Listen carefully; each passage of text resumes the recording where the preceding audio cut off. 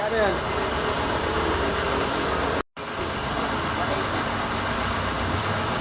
So pag-usapan natin ngayon yung pag-maintain naman ng ating mga sasakyan.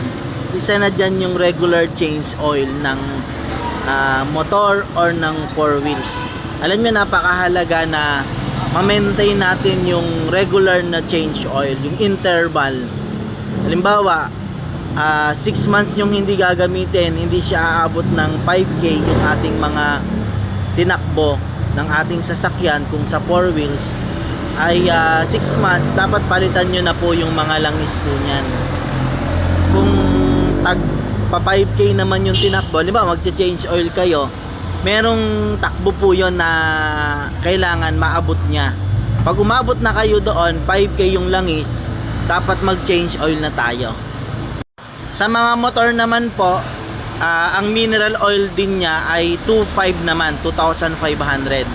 Ngayon, aalamin natin sa regular change oil na ginagawa natin, alam natin kung kailan tayo uli magpapalit. Kasi pag hindi napalitan yung regular change oil ng ating pong mga sasakyan, yan po iinit. Pwede mag-overheat yan, yung mga gasket, yung mga loob, yung mga spoon na nagbabato ng langis sa loob ng ating crankcase, yung lagayan ng oil, pwedeng maputol po yon. At yung init sa makina, pwedeng makasira yan ng mga wires, ng mga gasket, at ng atin din pong makina mismo, dahil nga uminit na yung makina. Dahil sa yun langis, napakalapot, hindi napapalitan, maduming madumi na, maitim na, makakasira po yan ng makina.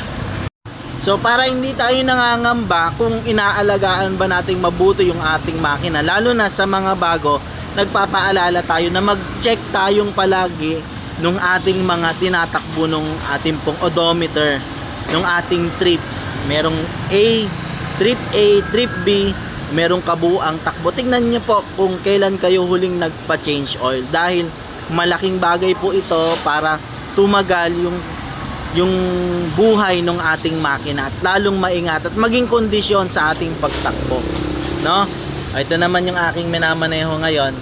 So laging tatandaan, road and machine care, laging magtagubilin sa ating pagbiyahe at laging maging caring sa ating pong mga pagmamaneho at maging sa ating mga sasakyan.